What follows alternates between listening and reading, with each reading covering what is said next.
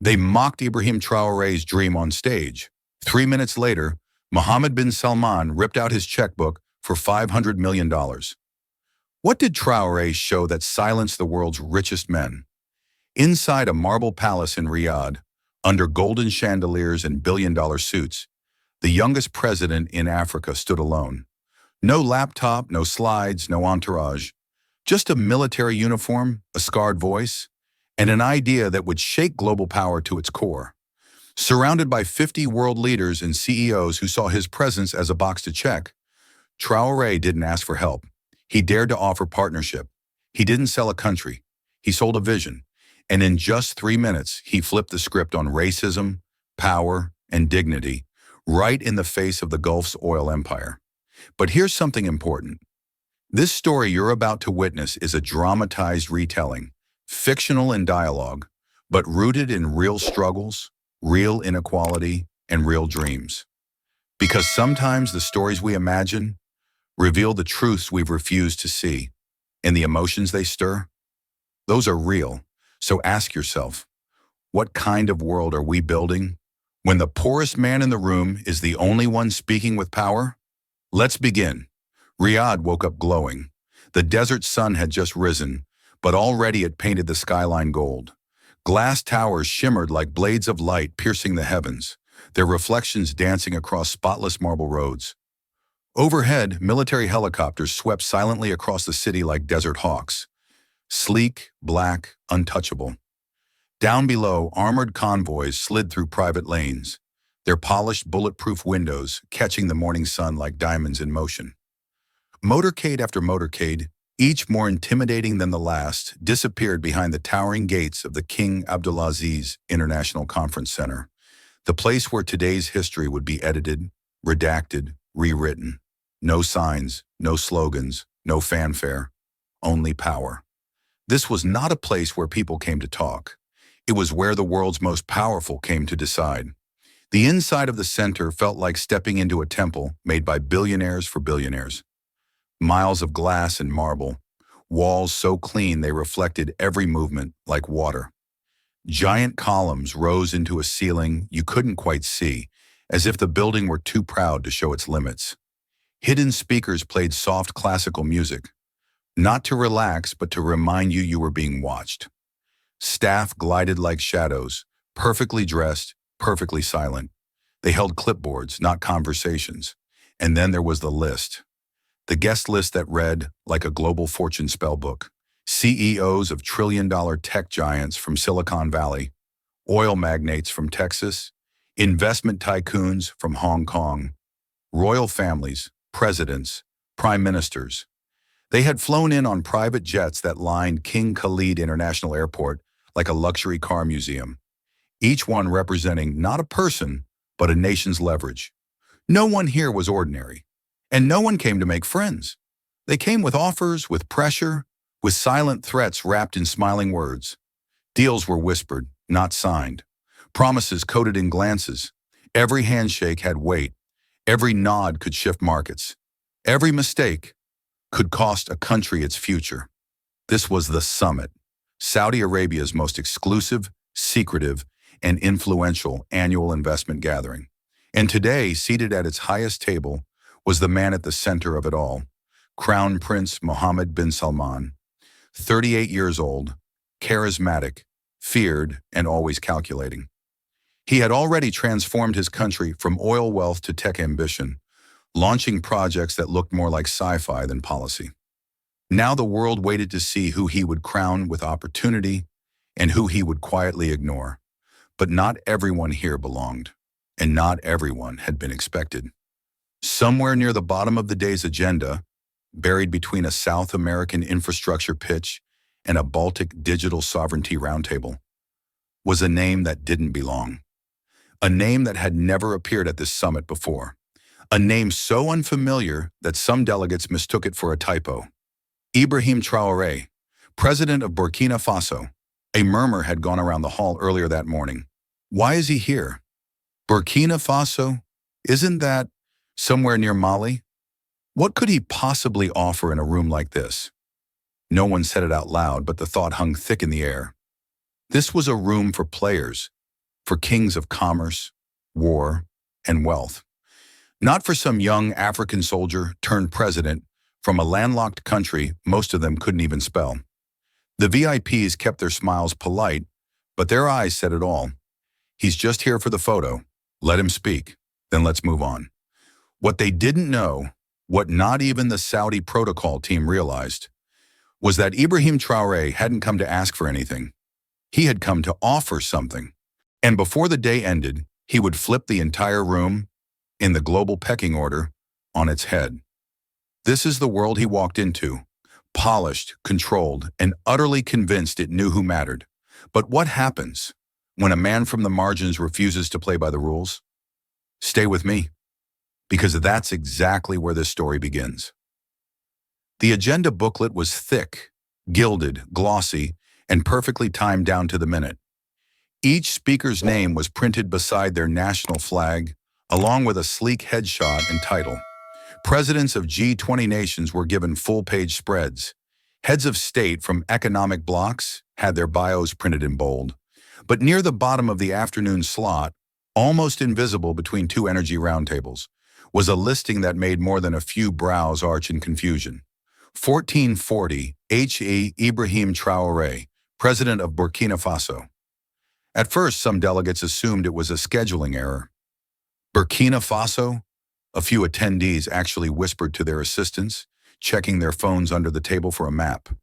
Others nudged colleagues from across the aisle with the silent question in their eyes. Why is he speaking? Why is he even here? A ripple of unease moved quietly through the room, not aggressive, but unmistakably sharp. The kind of discomfort that doesn't show in words but in glances, in pauses too long to be polite. You could feel it most clearly in the European section, where a French diplomat whispered something dry in a colleague's ear, prompting a muffled chuckle. Two American investors leaned toward each other, exchanging eye rolls only slightly concealed behind their espresso cups. The Chinese delegation, stoic as ever, didn't smile, but you could see it in their posture. A subtle lean back, a mental dismissal. Their expressions said, "This will be our coffee break." To them, the name Ibrahim Traoré was not just unfamiliar, it was unimportant. He wasn't from a G7 country. He didn't represent oil reserves or strategic trade routes. He wasn't backed by a global finance conglomerate or military pact. He came from a landlocked West African country whose entire GDP was smaller than the weekend portfolio of half the room. He had no Silicon Valley connections, no naval ports, no rare earth monopoly, no tourism boom, and certainly no international sway, unless you counted UN speeches that nobody really listened to, a name that didn't belong, a country that didn't matter. And yet, there it was, inked in the official program, holding 10 minutes on the most prestigious stage in the global investment calendar. No one said the words out loud, but the question practically screamed in the marble halls, "What is Burkina Faso doing here?" The more cynical in the room figured it was an act of tokenism. Every summit needed a representative from the so-called Global South to give the illusion of inclusion. Perhaps the Saudi hosts wanted to demonstrate that they weren't just courting the usual players. Throw in one or two voices from underrepresented countries and check the diversity box. One Gulf investor scoffed under his breath. They'll probably talk about farming. To them, this wasn't a moment of opportunity. It was filler, a scheduled pause in the real action of the summit. Some of the younger analysts, however, sensed something different. They noticed that Traoré's name had no summary under it, no bullet points about what he would present, no mention of an energy initiative or infrastructure bid or clean tech roadmap. Just a name, a title, and 10 unaccounted for minutes. That blank space unnerved them more than they cared to admit.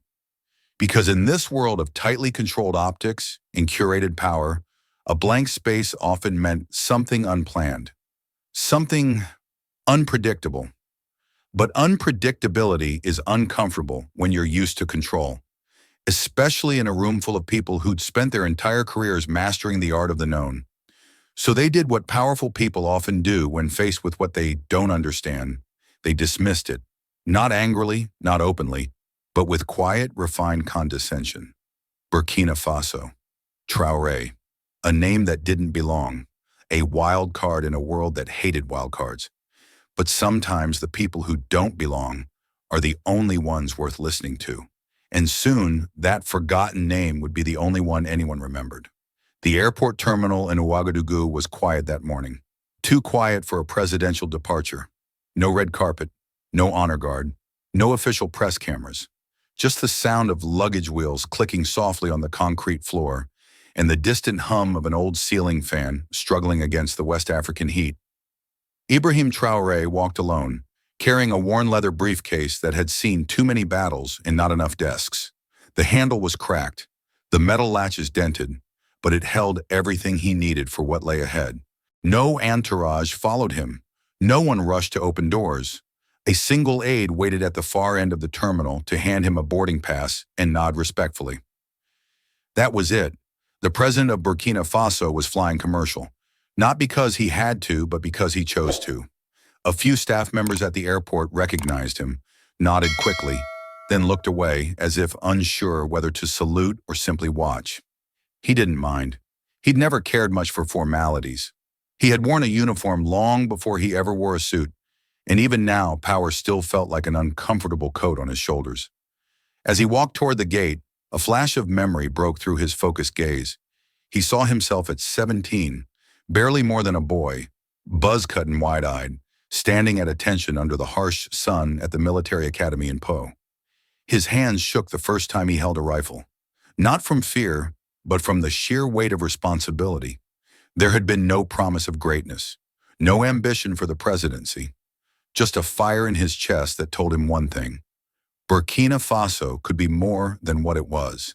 The years that followed had been anything but quiet. He rose fast. Too fast, some said.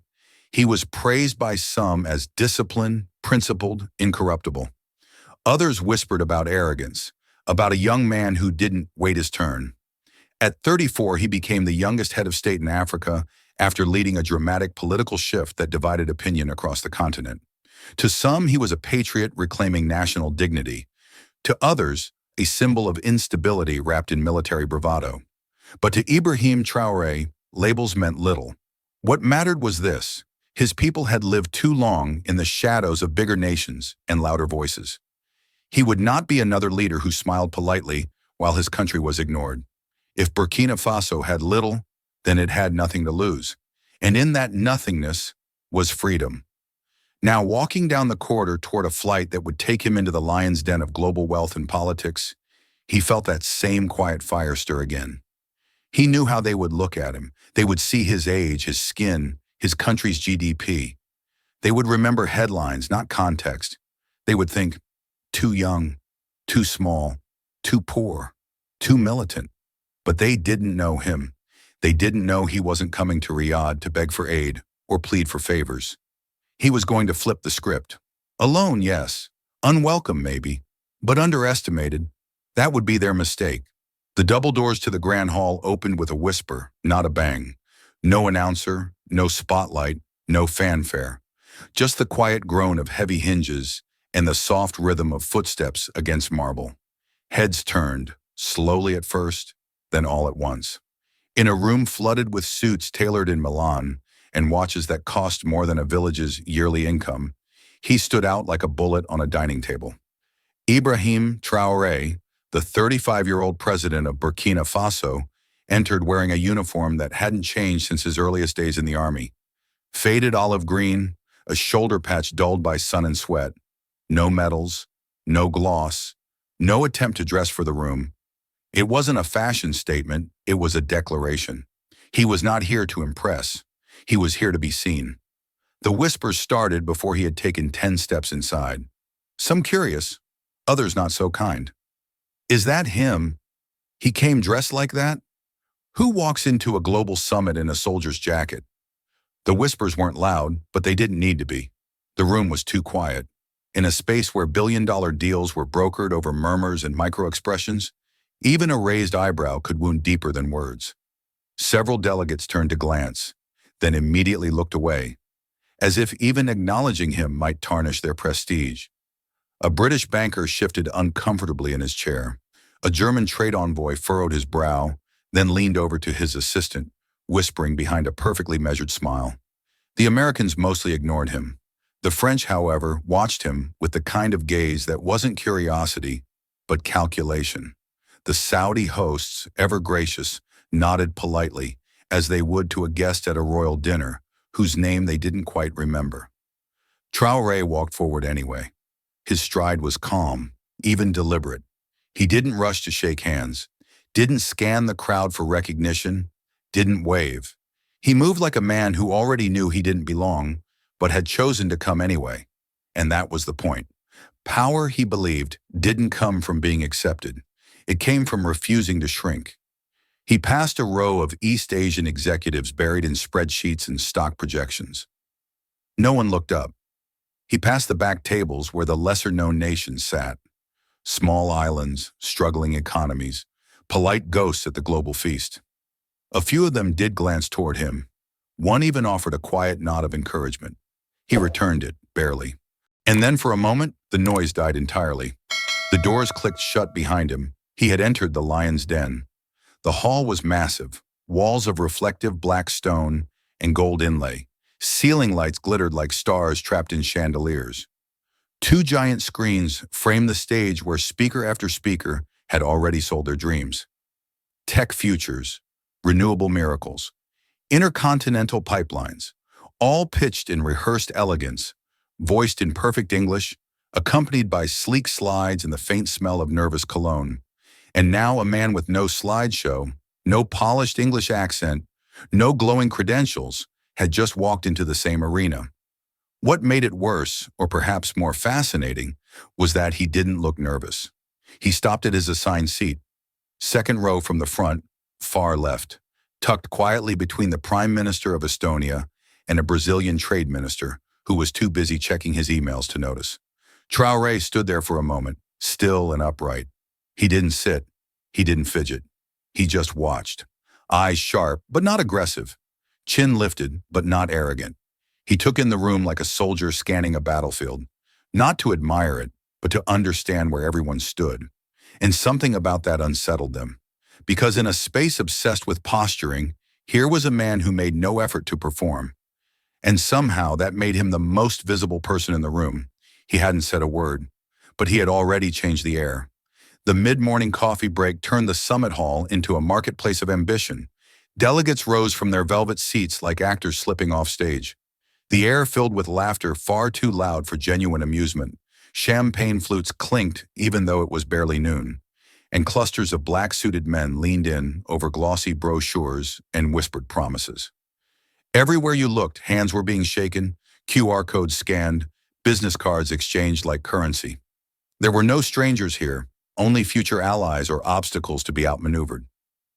Except for one man. Ibrahim Traoré sat alone. Not in the center of attention, not among the talking heads at the coffee bar, but near the edge of the room, close to the tall windows that framed the Riyadh skyline. His seat was unremarkable. He had chosen it purposefully. It gave him a view of the room, but kept him just outside the current of its manufactured energy. No one approached him. No one introduced themselves. And he didn't seem to mind. He didn't scroll through his phone, didn't flip through notes, didn't pull out a business card. In fact, he hadn't brought any. Not because he'd forgotten them, but because he'd never intended to pass them around. He watched. That was all. Watched the ones who moved too fast, the ones who laughed too hard, the ones who spoke with clenched jaws and smiled with tired eyes. He watched how alliances formed in seconds and how egos collided like magnets behind polite words.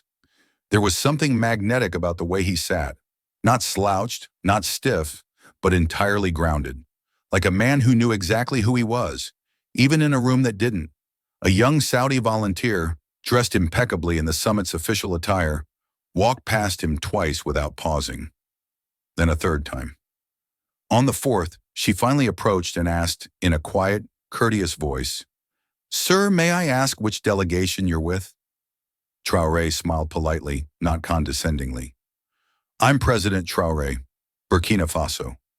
There was a flicker in her eyes, surprise, embarrassment. Her mouth opened as if to apologize, but he waved it off with the slightest nod, as if to say, "It's all right, I understand." Because he did. He knew exactly how out of place he looked here. He knew that in a room calibrated to showcase power through polish, his simplicity read like absence. But he also knew something they didn't. The quieter a room is, the louder a single word can sound. A few tables away, an American venture capitalist noticed him and whispered to his partner, "That guy's a head of state." His partner squinted, shrugged, and said, "Probably some ceremonial thing. Doesn't look like he's here to negotiate anything serious."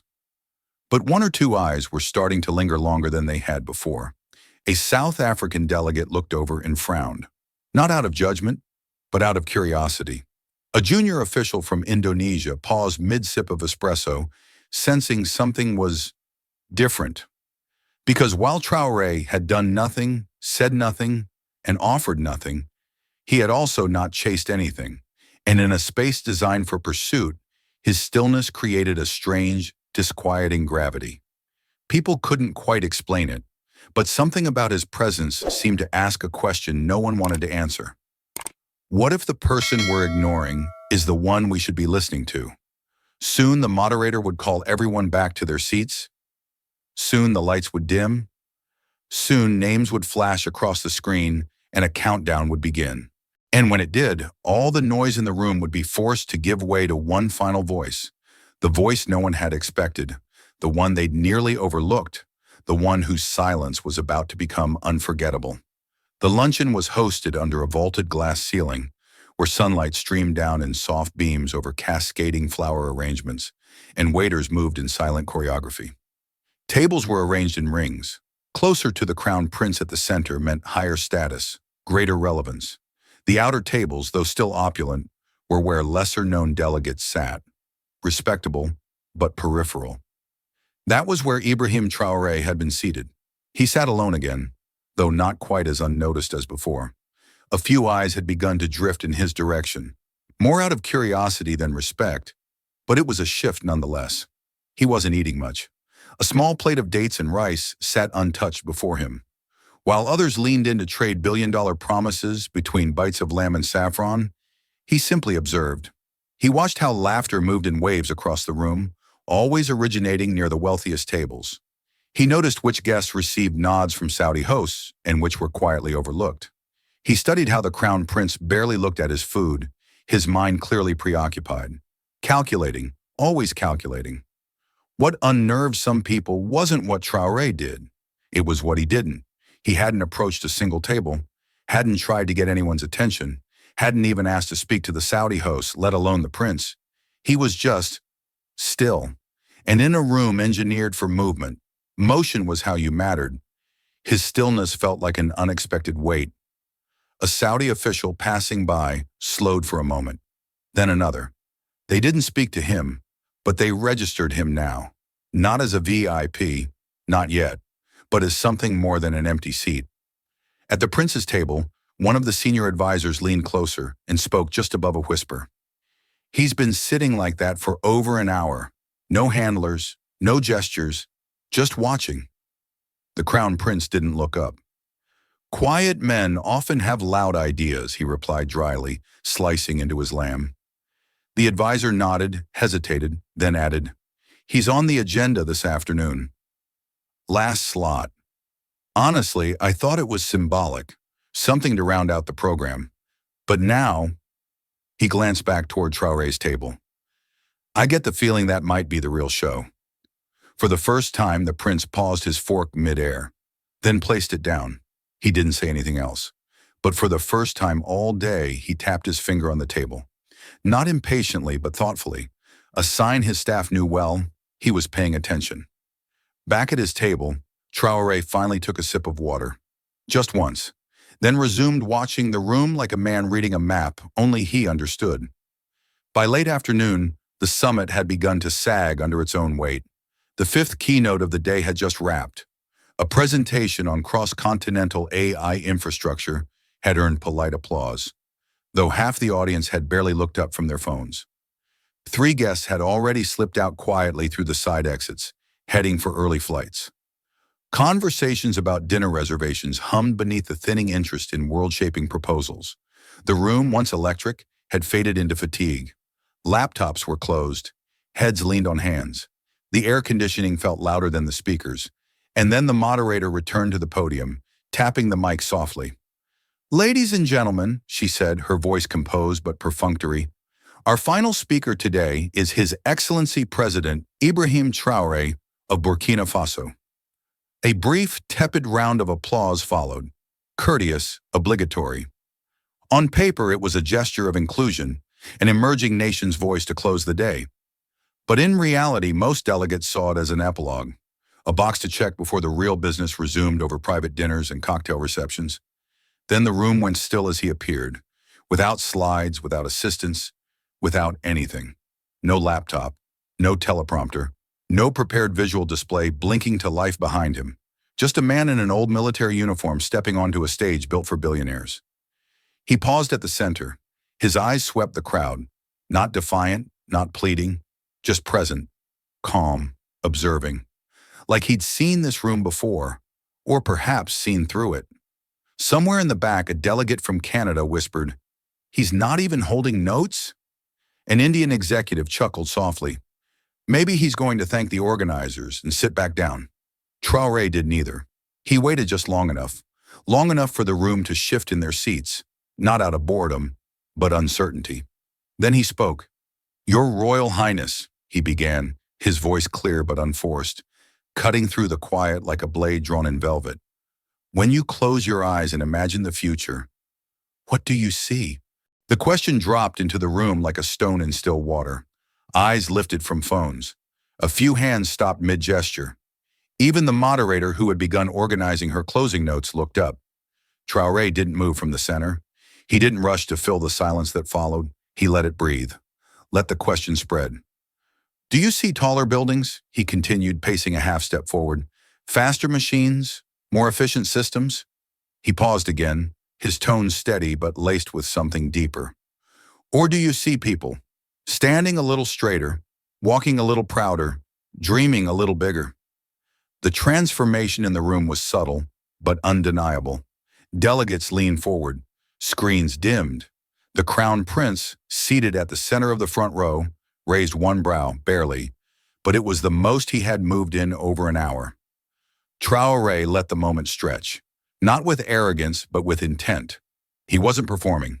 He was asking something the room wasn't used to being asked, to imagine without numbers, to envision without profit margins. "For the last 6 hours," he said, voice still composed, "I've listened to some of the most brilliant minds in the world speak of markets, margins, and multipliers." He looked directly at the Crown Prince now.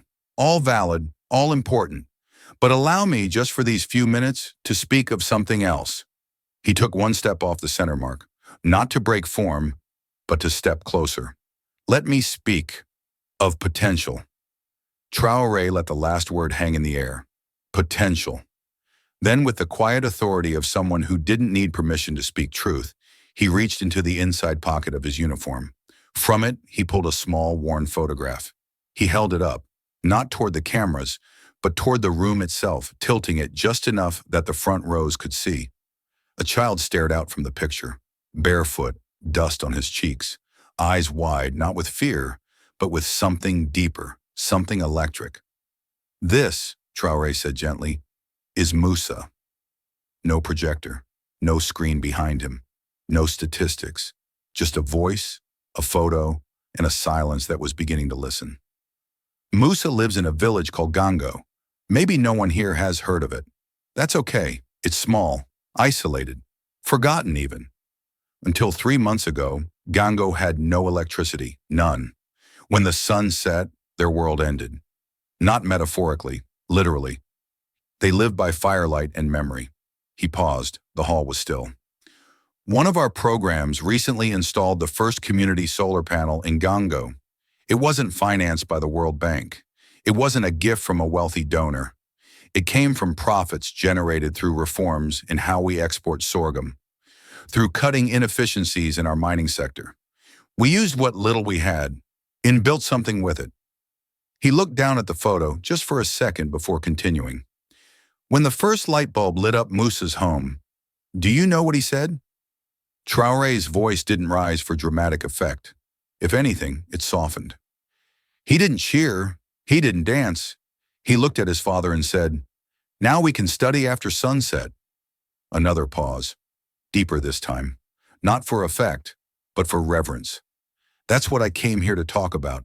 Not loans, not lifelines, not charity. I came to talk about what happens when light reaches the places no one thought to invest in.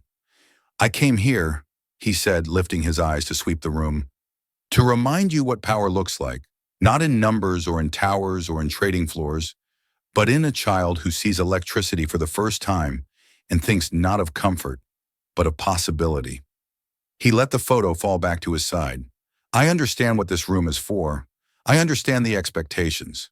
I'm not naive. I know you came here looking for the next big return, the next strategic alliance, the next unicorn. But I am here to offer you something rarer, a glimpse into a future that doesn't exist yet.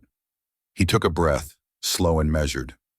And it won't exist, he said quietly, unless someone is willing to believe that a boy in Gango is just as important to the future of the world as a boy in Geneva. That a classroom in Burkina Faso, powered by sunlight, deserves the same attention as a lab in Silicon Valley. That human potential, raw, underestimated, unseen, is the most valuable resource any of us will ever touch. For the first time that day, the summit wasn't waiting for a deal. It was waiting for the next word. Traoré looked again at the photo of Musa. And that, he said, voice steady, eyes sharp, is why I'm here. Not to ask for help, but to tell you a story.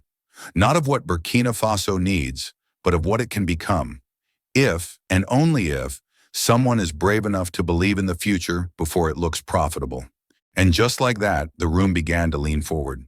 Traoré held the silence for one last moment, then stepped closer to the edge of the stage. His voice didn't rise in volume, but something in it had shifted, firmer now, edged with the resolve of a man no longer simply telling a story, but drawing a map. "Let me show you," he said, "what we are already building." From the breast pocket of his uniform, he pulled a small tablet, simple, scratched, clearly used. With a few taps, a map appeared on the twin screens flanking the stage. It wasn't flashy, no 3D animation, no marketing gloss.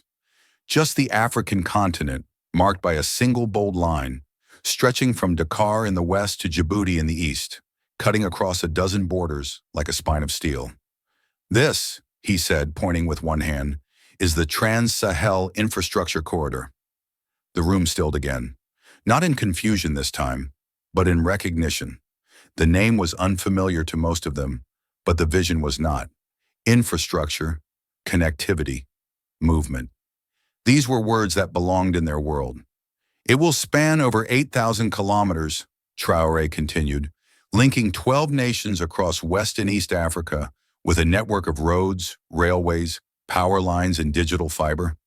It will unlock trade, accelerate mobility, and allow us to finally build value between ourselves, not merely extract it for export."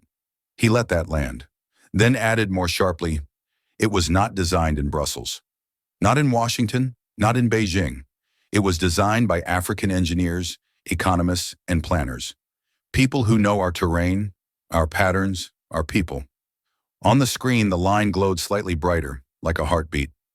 "The cost of phase one," he said, turning toward the front rows, $800 million US, less than what some of you in this room have spent on luxury resorts, desert golf courses, or a single new airport terminal.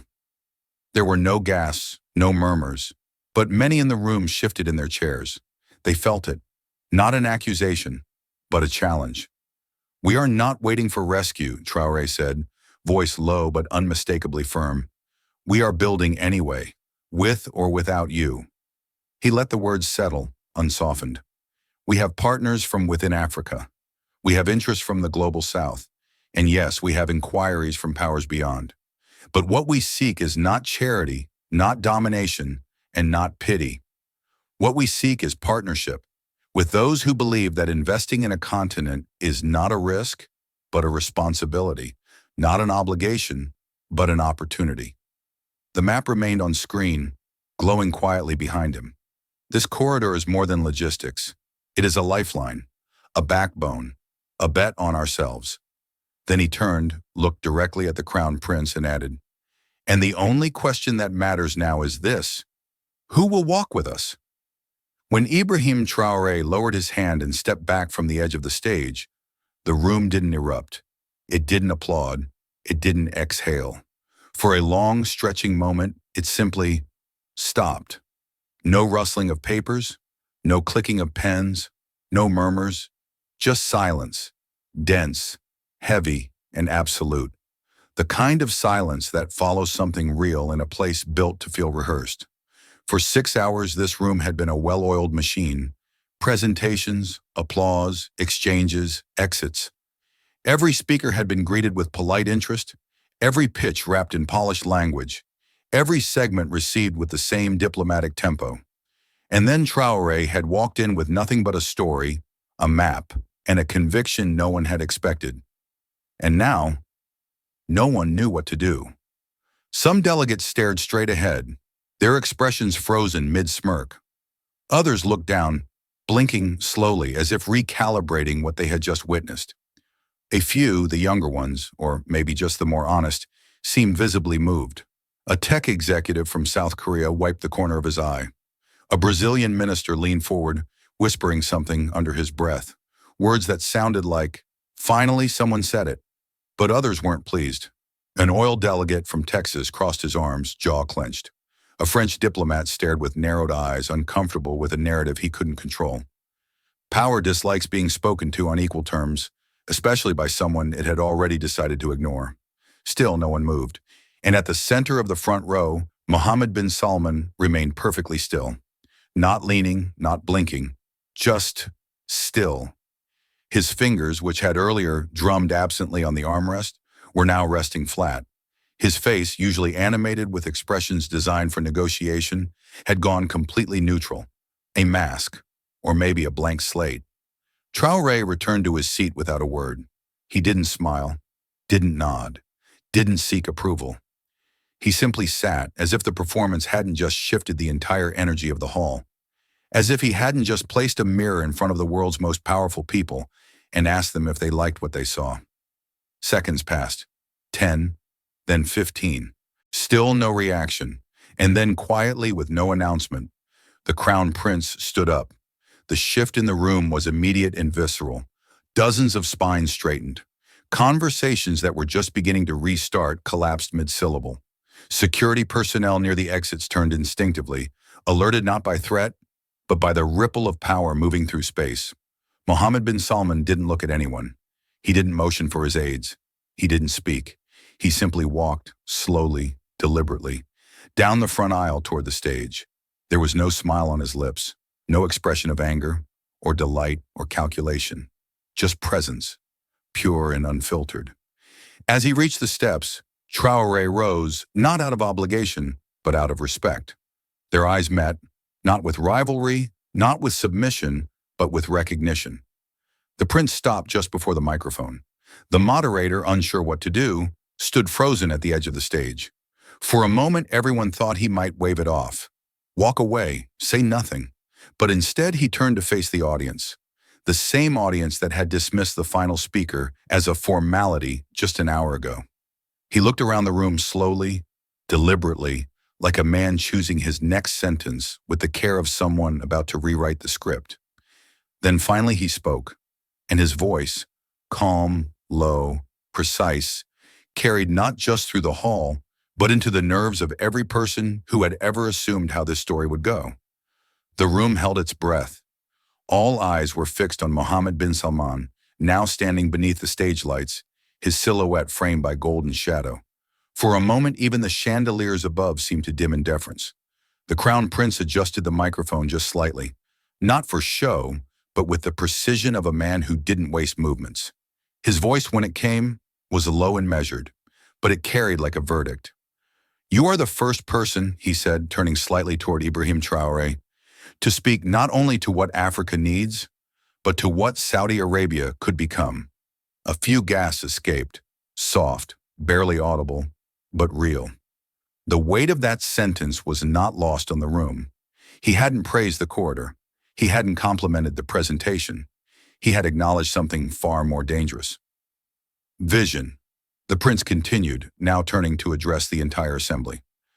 For years, we've heard countless proposals in rooms like this. Numbers, models, markets. Always built on what we can give. Rarely on what we can grow. Rarely on what we can become in the process. His eyes scanned the crowd, not accusatory, but revealing.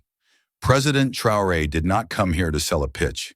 He came to invite us into a new kind of partnership, one that is not transactional, one that does not depend on the size of GDP or the brand of one's suit, but one built on shared ambition. He let that hang for a beat before turning slightly toward his advisory team seated in the front row. Effective immediately, he said, Saudi Arabia's public investment fund will allocate $500 million toward the first phase of the Trans-Sahel infrastructure corridor. The silence shattered. Some delegates gasped out loud. A few straightened so quickly their chairs creaked. One Chinese observer actually dropped his stylus. The number was real, and so was the intent behind it. The prince didn't wait for applause. He wasn't making an announcement for theater. He was making a decision. We will not do this as benefactors, he added, his voice even firmer now. We will do this as equal partners. And to ensure that this partnership reflects the values President Traoré has outlined today, I am announcing the establishment of a permanent office for African partnership here in Riyadh. Now the murmurs were rising, rapid, incredulous, echoing from one delegation table to the next. This wasn't just investment. This was architecture, structure, permanence. It wasn't charity, it was commitment. The prince turned to Traoré directly. President Traoré, he said, I would be honored if you would agree to serve as senior strategic advisor to this new office, to help us not only build infrastructure, but build trust, build frameworks, build futures. Traoré, still standing near the base of the stage, didn't smile broadly. He didn't pump a fist. He simply nodded once, firm, grounded, the same way he had walked into the room. The prince offered a final word, not to him, but to the room. Let today be the beginning of something greater than contracts, he said. Let today be remembered as the moment when a new bridge was built, not just between countries, but between ways of thinking. Then he stepped back, and the room erupted. The applause came like a wave, sudden, loud, and unmistakably real. For the first time that day, hands clapped not out of courtesy, but conviction. Delegates who had spent hours checking phones and whispering side comments were now on their feet. A ripple of disbelief passed through the room, followed quickly by an energy that hadn't been present since the summit began. This was no longer just a gathering, it had become a moment. As the applause thundered on, the usual hierarchy seemed to dissolve, if only for a few minutes. Delegates from smaller nations were no longer sitting back in silence. They stood, they clapped, they smiled, and then they moved. One by one, then all at once, African representatives crossed the room.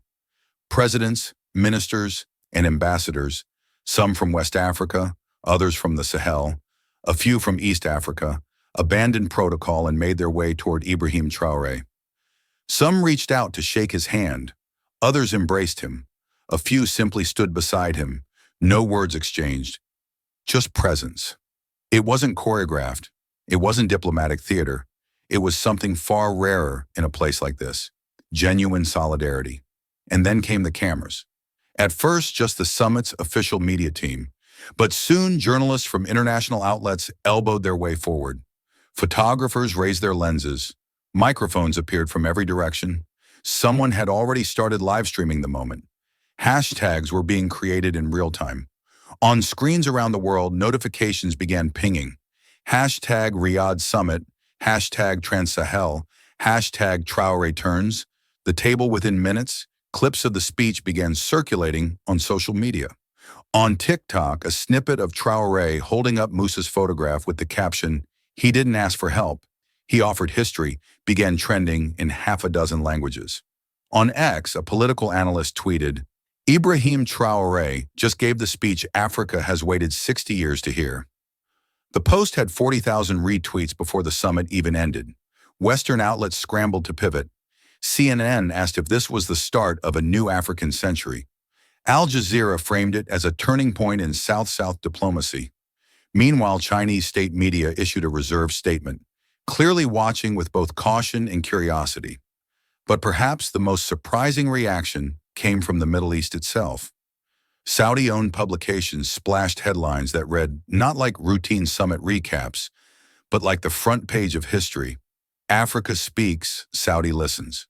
500 million reasons why dignity matters. From Ouagadougou to Riyadh, a partnership is born. Inside the hall, things had shifted irreversibly. Traoré was no longer the quiet man in the back row. He had become a center of gravity. Delegations were already whispering to their aides to schedule meetings with Burkina Faso. Some even discussed potential connections to the Trans-Sahel corridor. The very people who had once dismissed him were now asking how to get involved. What began as 10 minutes at the bottom of the agenda had now redrawn the agenda entirely. And outside Riyadh, the world had begun to take notice. Far from Riyadh's golden towers and applause-filled halls, the village of Gango awoke to the hum of something it had rarely known: electricity. It wasn't much, just a small solar panel perched awkwardly on the roof of a schoolhouse, its wires running like veins through the cracked clay walls. But for the people of Gango, it may as well have been a satellite dish from space. The light it powered was weak by city standards, but here, it cut through the night like a blade. Outside one of the small mud homes on the edge of the village, an old radio crackled to life. The reception was spotty, but the voice was unmistakable. Deep, official, broadcast in French, and then again in the local Mossi dialect. President Ibrahim Traoré, speaking in Riyadh, commitment of $500 million, Saudi partnership confirmed. A cluster of neighbors gathered in a half circle around the radio, children squatting in front, elders leaning on carved walking sticks, young women with babies wrapped to their backs. The voice from the radio was distant, but its meaning was not. It was pride. It was wonder. It was possibility. The village chief shook his head slowly, as if trying to process the scale of it. 500 million? He repeated. For us? His son smiled gently. For all of us, Baba. Not just Gango, but it started here. Inside one of the homes, the boy from the photo, Musa, sat cross-legged on the floor, his fingers wrapped tightly around a pencil. His notebook, though mostly empty, had 3 words written boldly across the top in shaky, oversized lettering: Lumière, Pont, Ingénieur, light, bridge, engineer. He wasn't listening to the radio anymore. He already knew what it was saying. The president had spoken about him, about their village, about a future that didn't yet exist, but suddenly felt not just real, but reachable. His father entered quietly and sat beside him. They didn't speak for a long time. They just watched the single bulb above them glow softly in the early evening. Outside, the sun was beginning to set, but inside their home, the darkness no longer came with it. Musa finally looked up. Papa, he said, his voice calm but certain, one day I want to build something too. His father smiled. Not broadly, not tearfully, just deeply. You already have, he said, placing a hand on the boy's head. You gave him a reason to speak. Across the village, the mood was quiet but electric. It wasn't celebration exactly. It was awakening. Old men began talking about roads that might finally reach their farms. Mothers whispered about clinics that could now refrigerate medicine. Teachers asked whether the school could finally open after sunset. The imam looked at the community bulletin board and asked if the mosque speaker could be solar-powered too. No one asked if it was real. They knew it was, because the light was on, and it had stayed on. News traveled quickly, by foot, by phone, by rumor. Nearby villages sent messengers to ask how Gango had done it. Was it a foreign NGO? A miracle? A trick? No, they replied, it was us. It was Burkina Faso. But in truth, it was more than that. It was a photograph held up in a room full of men in suits. It was a sentence spoken by a boy who had never seen a television. It was a moment, small, quiet, and lit by a bulb no one had thought to switch on before. In Riyadh, there had been applause. In Gango, there was something rarer: belief.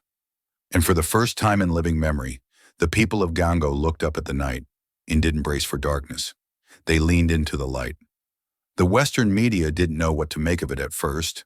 At the very beginning, the headlines were cautious, wrapped in skepticism disguised as diplomacy. Burkina Faso courts Saudi investment, read one outlet. Strategic optics or sustainable alliance? Asked another. Opinion columns speculated on whether this was just an elaborate photo op for Saudi Arabia's Vision 2030 or an unusual detour in African foreign policy. But the tone didn't last, because the facts, however inconvenient, spoke louder than the assumptions. The $500 million had already been committed. Saudi engineers were already conducting site surveys. Delegates from 12 African nations had flown to Riyadh within 2 weeks of the announcement to request inclusion in the corridor plan. Something real was happening, and for once it wasn't being filtered through the lens of Western donors or colonial echoes. It wasn't aid, it was alignment. In capitals across Africa, the effect was immediate. In Dakar, the Minister of Infrastructure held a press conference flanked by engineers, announcing Senegal's intention to integrate 2 ports into the Trans-Sahel Corridor blueprint. In Nairobi, think tanks began publishing white papers titled From Dependency to Dignity, a new model for Pan-African partnership. In Lagos, political talk shows buzzed with rare optimism. The youth, long jaded by hollow diplomacy, were posting clips of Traoré's speech with captions like, "This is the Africa I believe in." In Addis Ababa, the African Union released a formal statement calling the Saudi-Burkina Faso partnership a potential model for South-South engagement, rooted in mutual respect and practical commitment. It was the first time in recent memory that the continent had responded not to an emergency or crisis, but to an opportunity. And through it all, Ibrahim Traoré remained measured. He gave no triumphant interviews, no grand declarations. When asked by an international journalist whether he considered this a personal victory, he replied simply, "If it were about me, the story would end today. But if it's about dignity, then this is just the beginning." At a joint press appearance with the Saudi foreign minister, he was asked what made this initiative different from all the previous partnerships Africa had been promised. He didn't hesitate. Ton trong la ninmong tatsukwa fa trien. Respect is not a courtesy. It is the foundation of growth. You can give someone money and still look down on them, but you cannot build a future with someone unless you see them as your equal. That quote would later be printed on posters, painted on murals, and carved into the opening wall of the new Riyadh office for African partnership. In a single sentence, Traoré had done what decades of diplomacy had struggled to achieve. He had redefined the conversation. No longer framed by deficits, donations, or dependence, Africa was finally being spoken of not as a burden, but as a partner, a builder, a stakeholder. Of course, the skeptics hadn't vanished. Old power structures never go quietly, but they had gone quiet for now, because the undeniable truth was this: where others had come asking for charity, Ibrahim Traoré came offering vision. And the world responded, not with pity, but with attention. There were no fireworks, no national anthems, no ceremonial flyovers, no red carpet rolled down a dusty Sahel plain. When the first shovel of earth was turned for the Trans-Sahel infrastructure corridor, it wasn't by a president, a prince, or a CEO in a designer suit. It was by a woman named Aqua, a local mason who had helped build half the classrooms in her province. Her hands were calloused, her posture unpretentious. She wore a sun-faded head wrap, not a hard hat. But when she lifted that earth, cameras clicked. Not because they were told to, but because they knew. This was the image that would last. The groundbreaking ceremony, held just outside Kaya in central Burkina Faso, was deliberately modest. No flags fluttered, no podiums dominated the landscape. Instead, a hand-painted sign stood on 2 wooden posts. Trans-Sahel Corridor, Kilometer Zero, we build ourselves. Officials were present, but they stood among the people, not above them. Saudi engineers stood side by side with local construction crews, speaking in translated instructions and broken laughter. Volunteers from surrounding villages came not just to observe, but to help. Some carried bricks. Others cooked meals. A group of school children held drawings of roads and trains, eyes wide with the wonder of seeing something once abstract begin to materialize. There were no bodyguards blocking access, no protocol preventing questions. Journalists mingled with elders. Youth leaders gave directions. A young man from Mali live-streamed the entire day from his phone, narrating excitedly to his online followers. They said it was a myth. Now look, look. At noon there was a pause, not for speeches but for rest. Under an acacia tree, someone handed Ibrahim Traoré a bowl of millet porridge and said, "Here, you earned it." He accepted it with a smile, crouched next to the workers, and ate quietly. Not as a president among citizens, but as a man among builders. He hadn't come for ceremony. He had come to see something far more important than ribbon cutting. Momentum. And it was everywhere. The preliminary rail route had already been marked with flags and wooden stakes. Solar engineers were taking sun angle measurements for upcoming power stations. Fiber optic cables lay in protective coils, ready to be unfurled. It was still early. 1,000 days would pass before trains would run. But the ground had been broken, and something even more important had been unbroken. The myth that this couldn't be done without someone else doing it for them. As the sun dipped low over the savannah and the workers packed up their tools, someone carved 3 words into the damp earth with a stick. Not aid. Partnership. When the first tracks of the Trans-Sahel corridor were laid, they did more than connect villages to cities. They connected continents, and not through ports or pipelines, but through possibility. 3 weeks after the groundbreaking in Burkina Faso, a confidential memo circulated through the Foreign Ministry of Brazil. It was brief but direct. Monitor developments in Riyadh-Ouagadougou axis. Potential redefinition of Global South cooperation underway. Days later, a public invitation was sent to President Ibrahim Traoré, not for aid, not for consultation, but for partnership. In Brasilia, diplomats studied the Trans-Sahel blueprint not as an outsider peering in, but as a fellow builder asking, where do we fit in? Brazil, with its expertise in agricultural logistics and bioenergy, saw an opportunity not just for export, but for exchange. Imagine, said one official during a televised roundtable, our ports moving West African crops, our engineers helping design inland dry ports, and their engineers helping us reimagine our own neglected interior. The sentiment was echoed thousands of miles away in Mexico City. There, the government quietly began exploratory talks with African trade blocs. The tone was different from past initiatives. There were no veiled references to emerging markets or development assistance. Instead, Mexico's Minister of Economy stood in front of a full chamber and said, "We have spent too long chasing north-north validation. Perhaps it is time to look sideways, not upward." Applause followed, tentative but real. India, too, watched closely.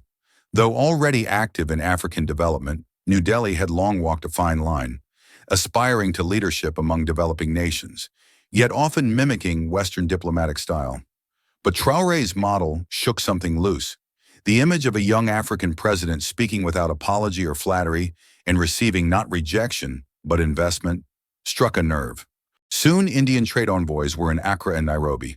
Delegations from Ethiopia and Tanzania were welcomed to Delhi, not for photo ops, but to negotiate real stakes in technology transfer and pharmaceutical cooperation. A landmark joint project on renewable energy storage between India and Burkina Faso was announced, the first of its kind. In a press release, the Indian Prime Minister did not hide the influence. President Traoré reminded us all that dignity is the foundation of cooperation. Across the world, something ancient and overdue was stirring. The South was finally listening to itself. No longer filtered through the priorities of the G7 or the frameworks of Bretton Woods. Countries long labeled as developing began writing their own definitions of development. Leaders from Indonesia, Vietnam, and even Chile requested sessions with the newly formed African-Saudi Partnership Office in Riyadh. "This is not a club," said the Saudi director of the office. "It is a bridge, and everyone willing to walk it with respect is welcome." Meanwhile, Traoré kept a deliberate distance from celebration. In public addresses, he rarely mentioned his own role. Instead, he spoke of what can happen when we see each other not as markets to conquer, but as neighbors to build with. His popularity soared, not as a celebrity politician, but as something far more rare, a credible symbol of principled leadership. Universities across the global south began offering case studies on what they now called the Traoré doctrine, diplomacy based not on deference, but on mutual capacity. Think tanks coined new terms like reciprocal sovereignty and infrastructure dignity. One viral headline from a Pan-African news outlet read, "He spoke softly. The world answered loudly." And as this new ecosystem of South-South cooperation grew, it became clear this was no longer about a single railway line or a single summit. It was about a fundamental shift in how nations understood power, voice, and future. And at its quiet center stood a man who once walked into a room full of kings and billionaires and simply refused to bow. It began not with speeches, but with scaffolding. From Niamey to N'Djamena, across villages once marked only by dust and heat, now rose the unmistakable silhouettes of change. Cranes, steel beams, surveying tripods. Trucks kicked up clouds of orange earth, not in random chaos, but following mapped lines. Routes that had existed in planning documents for years, but now finally had funding, teams, and resolve. The Trans-Sahel Infrastructure Corridor was no longer a blueprint. It was becoming a backbone. The first phase stretched across 2,300 kilometers of terrain. Roads wide enough for heavy cargo, railway tracks built to standard gauge, and beneath them, lines of fiber optic cable quietly humming into the digital age. Alongside each node, utility-grade solar panels shimmered in the sun, powering both the construction and the communities growing around them. But the most remarkable sight wasn't the metal or the concrete, it was the people. Hundreds of local engineers worked shoulder to shoulder with Saudi and African diaspora specialists. Signs at construction sites were posted in 3 languages: French, Arabic, and native dialects. But the shared language was cooperation. Young apprentices sketched site layouts in dusty notebooks. Women in work overalls operated forklifts and heavy machinery. At every stop, the same pattern emerged. This wasn't just imported expertise. It was knowledge seeded, grown, and passed on. And the ripple extended far beyond the building sites. In Gao, Mali, the first of 6 new schools funded through the corridor's Education Integration Fund opened its doors. Instead of charity slogans, the walls displayed murals painted by local students.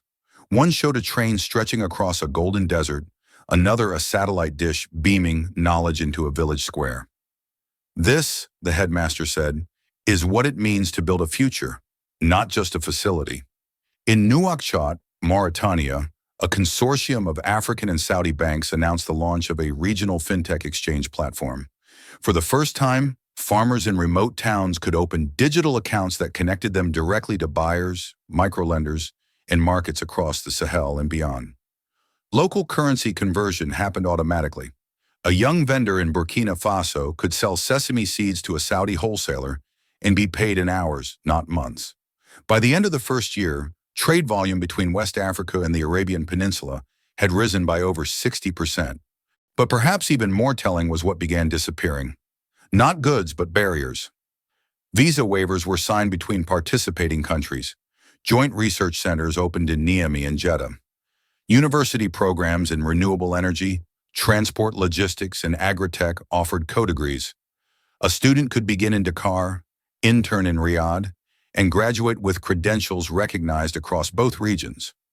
One Saudi official summed it up plainly in an interview. "We are not just investing in things.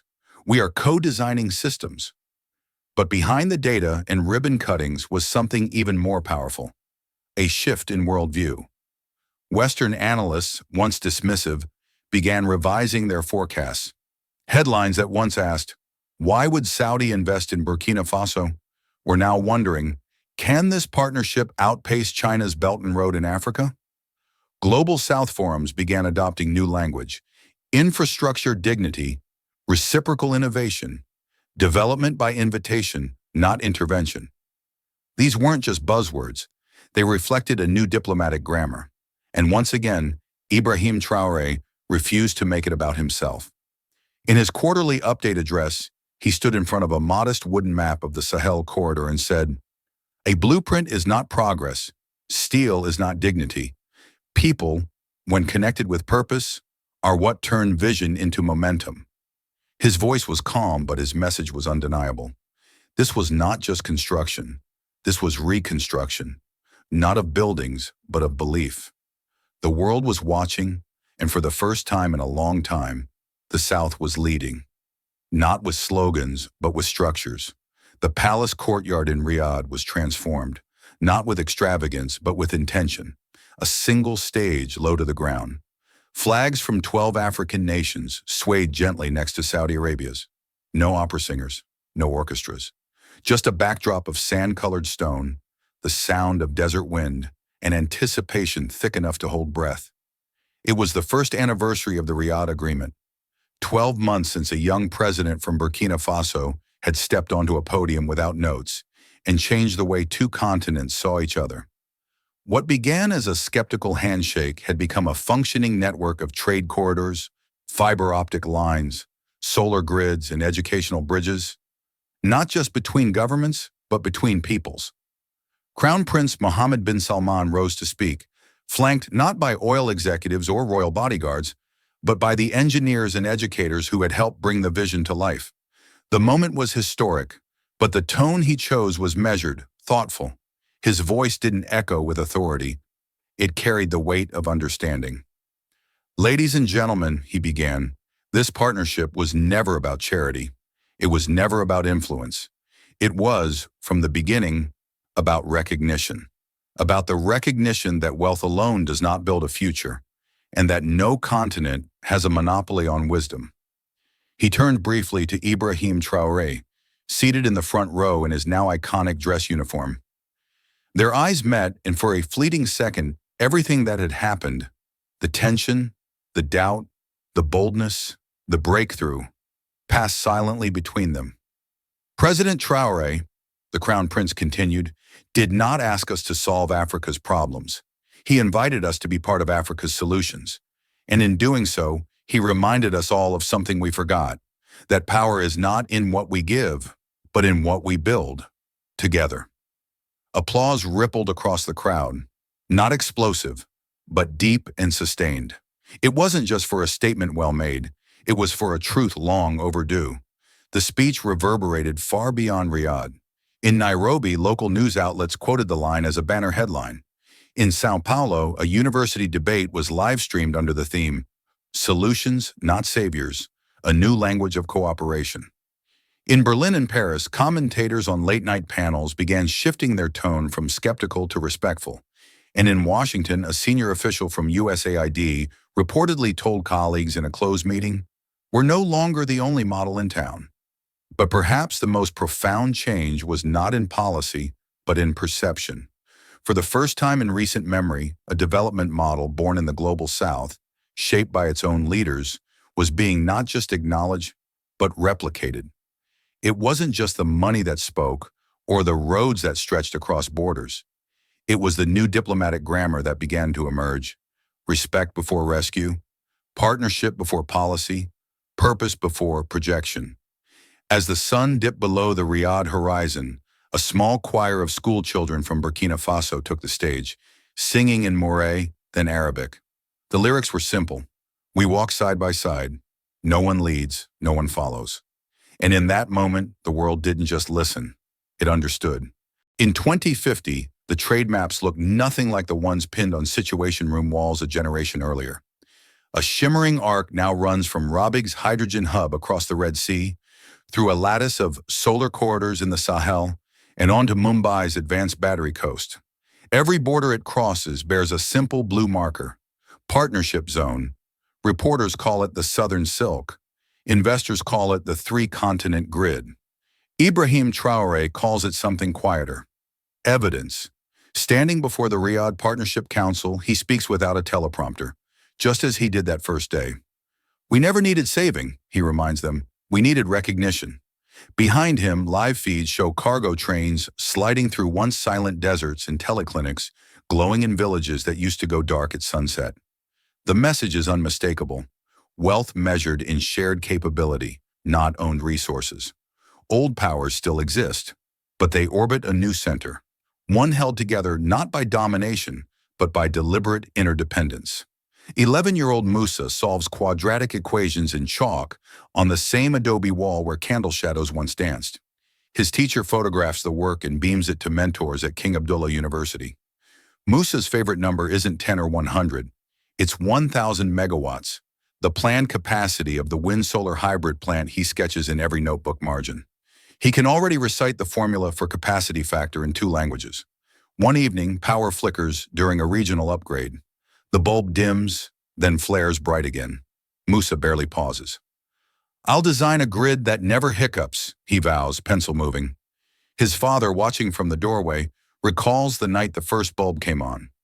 "That light," he whispers, "was more than electricity. It was proof that tomorrow could answer yesterday." Musa grins. "Then I'll make tomorrow brighter for everyone west of the Niger."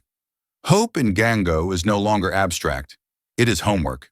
History books will condense Riyadh 2025 into a single photograph. A soldier president in worn fatigues, a crown prince in tailored white, and a handshake that redrew atlases. Analysts still debate which moment mattered more: the question about the future, the story of a boy and a bulb, or the map traced in steady lines across Africa. Yet in every retelling, one truth survives. One respectful exchange can reorder expectations faster than any loner missile. Cargo numbers rose, yes. Literacy rates soared.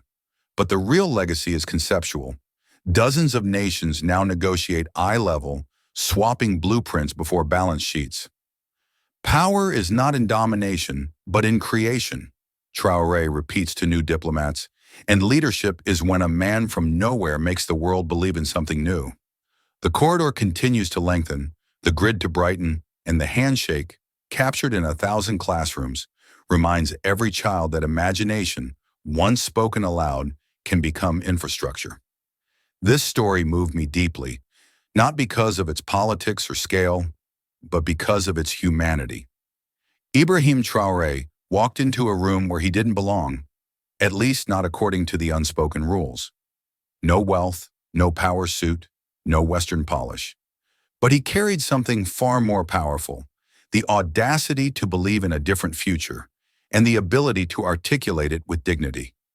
We live in a world where inequality is often disguised as structure, and where people from marginalized places are told to wait their turn. But Traoré didn't wait. He didn't ask for sympathy. He offered partnership. He didn't demand attention. He earned respect. Not by shouting, but by standing with clarity and purpose.